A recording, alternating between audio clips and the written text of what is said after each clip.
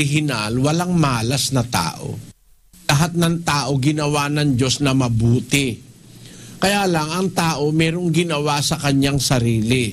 Basahin natin ang Ecclesiastes 7:29. Narito, ito lamang ang aking nasumpungan, na ginawang matuwid ng Diyos ang tao, ngunit nagsihanap sila ng maraming katha. Ang lahat ng tao ginawa ng Diyos matuwid. Tingnan mo yung isang bata pagkapanganak.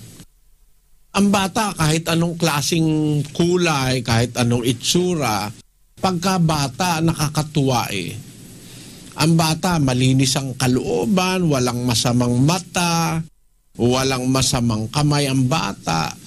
Basta ang bata lumabas sa bahay bata ng ina, matuwid yun.